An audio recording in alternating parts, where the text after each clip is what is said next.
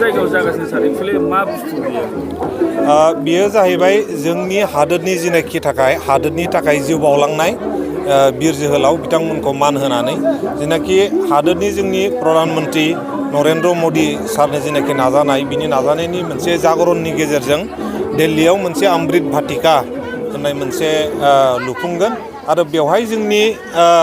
गामिनिफ्राय जेनाखि दा बुथुमनाय हा बे हाजों ज' खालामनानै जोंनि हादोरनि थाखाय नांलांनाय बिरफोरखौ मान बावनानै मोनसे गोसोखांथि लुगोन आरो बियो जोंनि गेजेराव जेनाखि हादोरनि थाखाय मोजां मोननाय जोंनि जेनाखि रायजोफोरनि गेजेराव जोंनि सिटिजेननि गेजेराव हादोरनि फारसे मोजां मोननाय बिनि थाखाय एवारनेस लाबोगोन आरो नैबे जेनाखि मेरि माटी आंनि हा आंनि हादर बेनि गेजेरजों जोंनि साफ्रोमबो रायजो राजाया जेनाखि हादोरनि थाखाय जिउ बावलांनाय बिथांमोनखौ जेनाखि खुलुमनाय जेनाखि मोनसे अनफावनाय बिनि थाखाय जोंबो साफा बाहागो लागिरि जानो थाखाय जेनाखि मोनसे सुजुग सुबिदा बेखौ जोंनि नरेन्द्र मदि जेनाखि जोंनि भारतनि प्रधान मन्त्रि बिथाङा जोंनो होदों। माब्लानिफ्राय माब्लासिम जागोन बे सार प्रग्रामा अबाव जागोन बेखौथ' सारा इण्डियाआवनो जागोन दा जोंना जागासिनो दङ बियो फैबाय थानाय समसिम सोलिबाय थागोन आरो बियो गासैबो जमा जानायनि उनाव बेखौ लुफुंनाय जागोन। आरो अनलायनायनि माबायदि फैगोन होननानै मिजिंथियो सारा जेनाखि जोंनि गोसोआव साफ्रोमबोनि गोसोआव हाबनांगौखि जेखि मावा मानो जोंनि हादोरा सेथियावनो नेसन फार्स्ट जोङो बेखौ साननानै जोङो मावनांगोन आरो बिनि गेजेरजों जिहेतु दिनैनि जेनाखि हा कालेक्सन खालामनानै लाबोनाय गुबुन जाति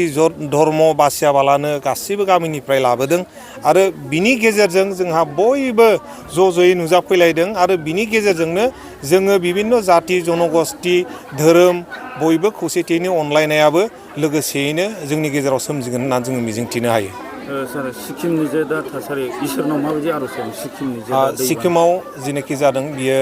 जोबोद दुखुनांथाव जेनाखि फ्लाड जानानै जोंनि हादोरनि जवान बिथांमोनहाबो गोमानानै दङ माखासेखौ साफा सानै मोननो हाहांदों जोङो बेखौनो आफा आनान गसाइनाव आर'ज गाबगोन जाहाथे सिक्किम बायदि जेनाखि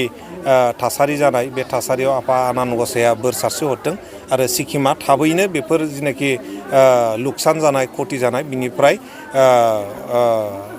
बारग'नो हाथों होननानै जोङो बेखौनो आसा खालामो। मा बुंगोन अबेनिफ्राय हा लाबोखो अबेसिम होनो मा सानदों दा बयनिसिमबो खुलुमनाय जासिगोरबाय आं जेनेबा रुनिकाटा सानजारां CLFनि प्रेसिडेन्ट ओमफ्राय जोंनियावथ' ओरैहाय माने कि जोंनियावहाय 36टा भिअ दङ जेनेबा 8टा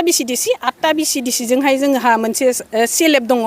बे CLFआवहाय जोङो गासैहाय 5,900 जन सोद्रोमा दङ बिनिफ्राय माने कि बिनि गेजेरावहाय माने गावगाबागाव BCDCआवथ' गावगाबागावआनो कालेक्ट खालामदोंआनो हाखौ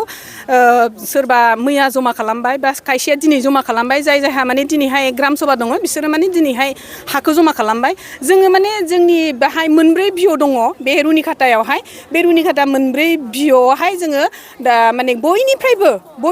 माने एसे हाखौहाय जमा खालामनानैहाय जोंनि CLFआव जमा खालामदोंमोन दा बेखौनो माने जोङो BCDCआव होफैनाय जाबाय आरो थ' बिराद मोजां मोनदोंना बेहाय बिदि जमा खालामनो मोननानै जेनेबा जोंखौ जेरै थिनदों बेबायदि जों माने कालेक्ट खालामनो हादों जाखिनि एसे कालेक्सन खालामनो हादों बेखौनो जों दा बाहाय होफैनाय जाबाय थ' बहुत धन्यबाद बेसेनोसै नरेन्द्र मदिनिसिम मा बुंनो सानो ओरैनोथ' साराथ' जोंखौ बहुत खामानि होदों जेनेबा बिनि थाखायथ' बिराद मोजां जों हिनजावफोरनि थाखाय जेनेबा सारा बहुत खामानि मावबाय बहुत जेनेबा माबा होबाय आसनि होबाय थ' जों नरेन्द्र मदि सारखौहाय माने जोंनि तरफनिफ्राय बहुत धन्यबाद जोंनि महिलाफोरनिफ्राय आरो बिखेखके जेनेबा जोंनि जेनेबा सेल्फ हेल्प ग्रुपनि तरफनिफ्रायनो आरोखि बहुत धन्यबाद नरेन्द्र मदि सारखौ प्रथमे मैं न्यूज चेनेलक सबके नमस्कार जनाइछु और लगते मोर BCDCर कर्मकर्ता सकलक मैं धन्यवाद जाचिछु আজি आमार अमृत कलश यात्रा बहुत खूब खलाग लैसे आज ভাল ধৰণে আমি অমৃত কলশ যাত্ৰাটো ৰেলি কৰিব পাৰিছোঁ আমাৰ বাইদেউসকলে ইমান ব্যস্ততাৰ মাজতো আহি পেলাই আজি আমাৰ দেউশ্ৰী BCDC 3টা ভিঅ আছে 55 SSG মানে 55টা SSG আৰু 500 68 68টা SHG মেম্বাৰ তাৰে ভিতৰত আমি লগভগ এতিয়া 500জন মেম্বাৰ আছোঁ আমাৰ আদিবাসী বাইদেউ আছে সূত্ৰধৰ বাইদেউ আছে বড়ো বাইদেউসকল আছে আমাৰ নেপালী বাইদেউসকল চবকে মই ধন্যবাদ যাচিছোঁ আজিৰ আমাৰ এইটো ৰেলীটো বহুত সুন্দৰকৈ আমি হেৰি কৰিব পাৰিছোঁ মানে